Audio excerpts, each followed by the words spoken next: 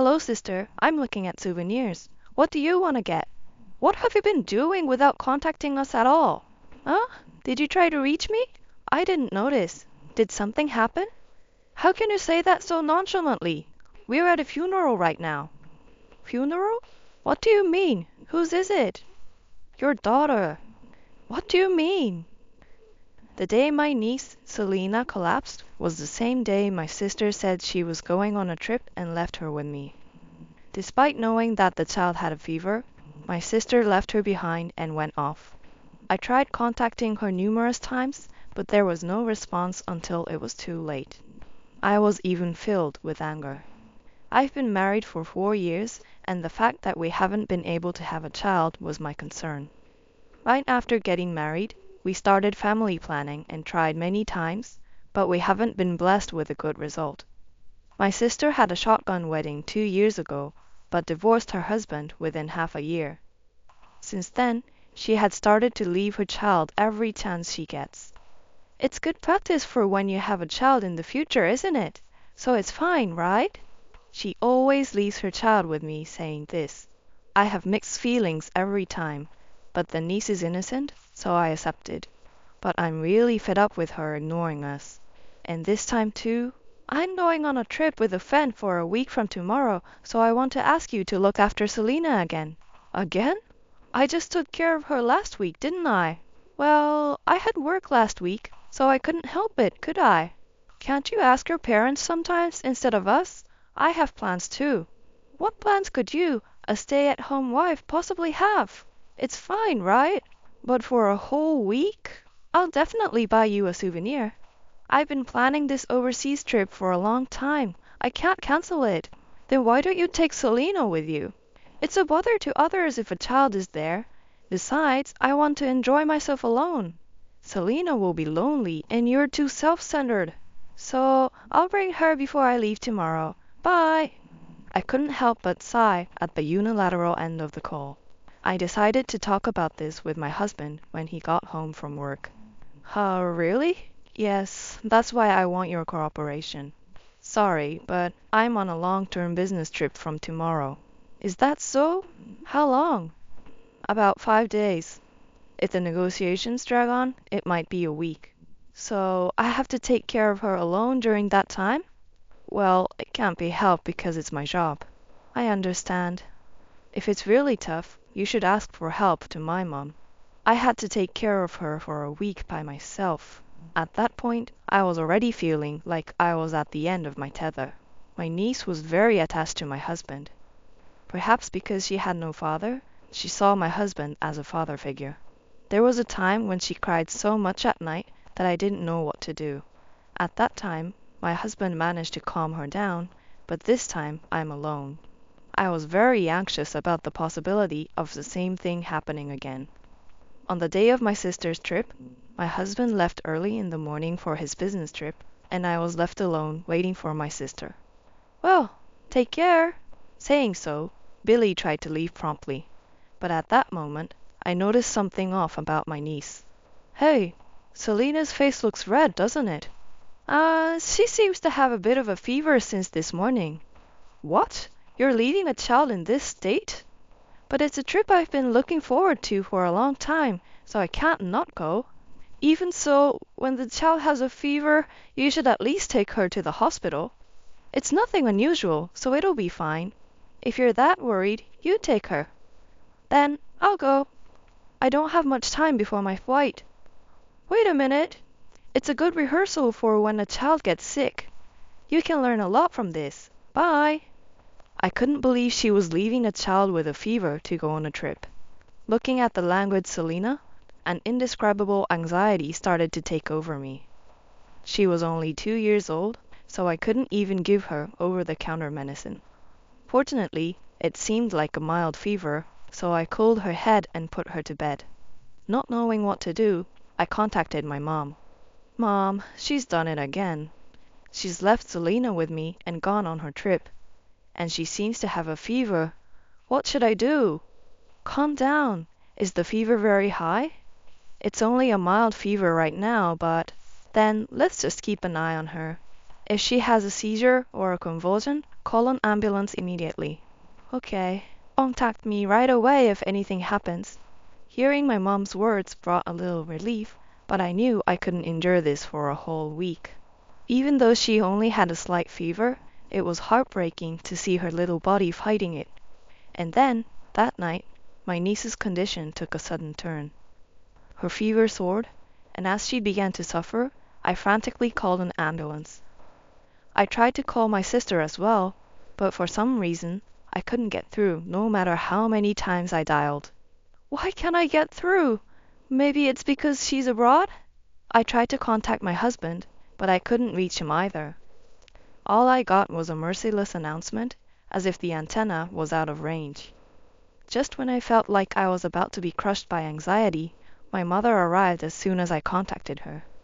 Mom, what should I do? I... It's okay, dear. The doctor is here, don't worry. But despite the treatment, her condition worsened rapidly.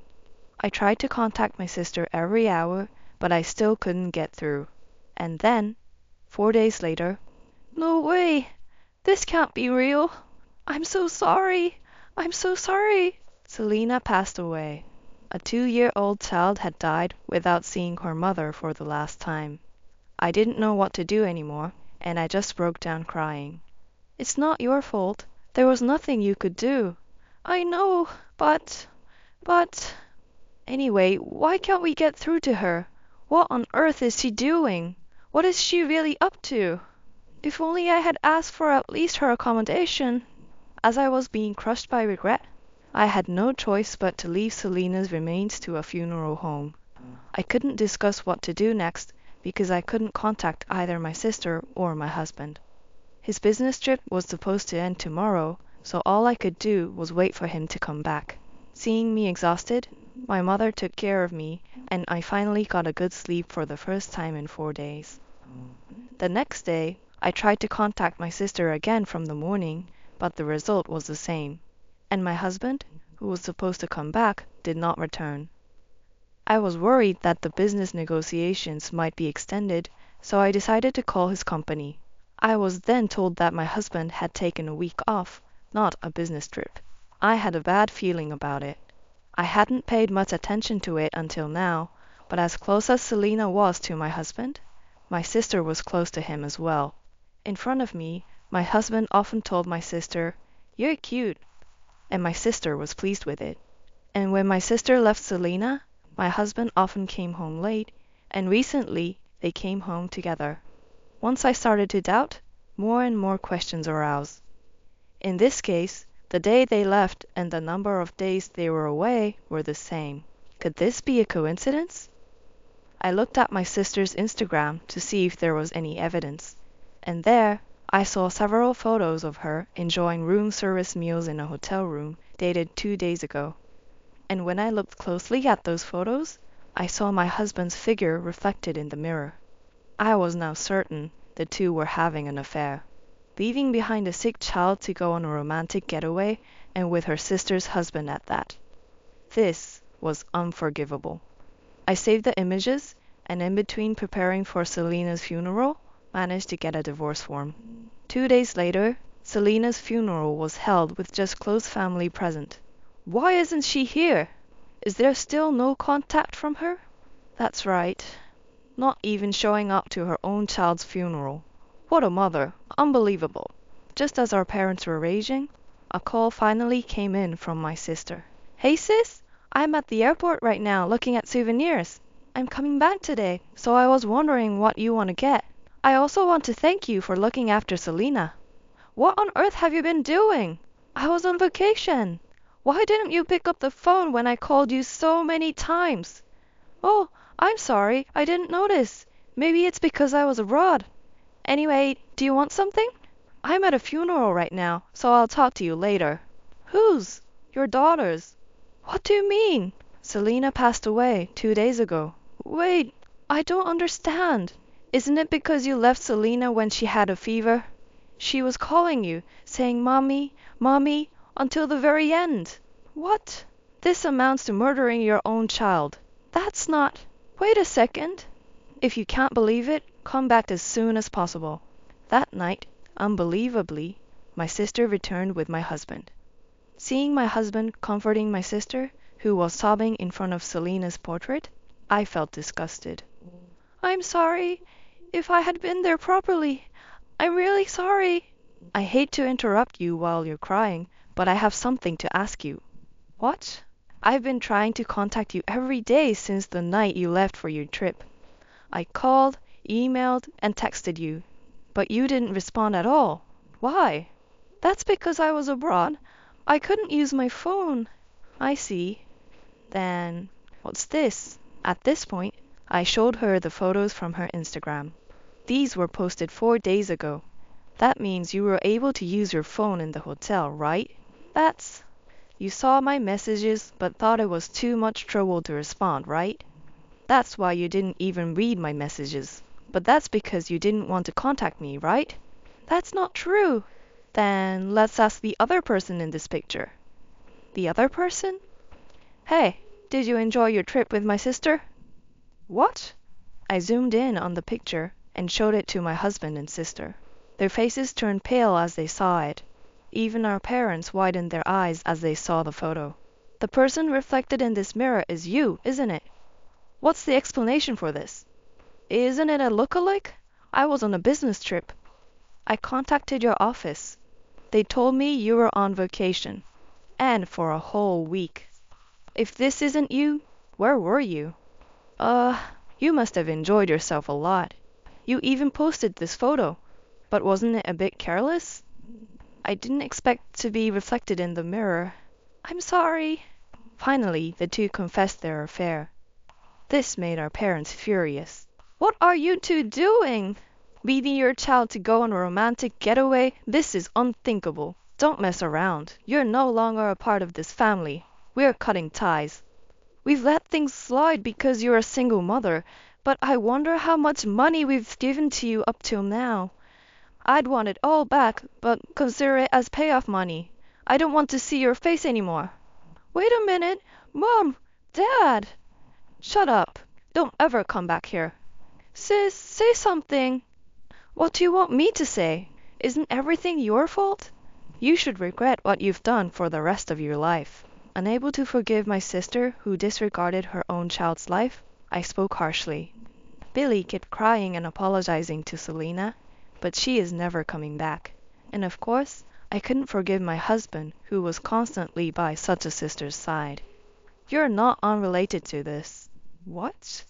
"Fill this out right now. We'll discuss alimony through a lawyer, so prepare for that." "Divorce papers? Why?" "Why? Isn't it obvious? I can't believe you flirted with my sister. I don't want to be with such a disgusting person." "Wait a minute. I'm sorry. We can talk it out." "Excuse me? I can't have a proper conversation with a man who lies about a business trip to go on a romantic getaway. No, that's—" "Please go through the lawyer for further discussions." I submitted the divorce papers to the city hall, and it was decided that I would receive a total of $35,000 in alimony from the two of them. I decided to leave the house and go back to my parents' home. "I'm back again. I'm sorry." "What are you talking about? You're our only daughter. You don't need to worry." "That's right. It's better to stay here forever than to be with a weird guy. I'll be in your care for a while." It seems that Billy and Jay ended up together afterwards, but they couldn't get along due to their differing values and broke up in about half a year. Billy had to work day and night to pay the alimony and is now living in a rundown apartment. Jay worked at his company for a while, but after the affair was revealed, it became difficult for him to stay there, and after repaying the alimony, no one knows where he went. Well, it doesn't really matter now. I'm now leading a leisurely life without having to impose anything on anyone. I'm really glad that I can enjoy a sense of liberation for the first time in a long time, planning to go on a trip with my parents or something. I'm fine being alone for now, but I do want children, so I hope to find a wonderful partner someday.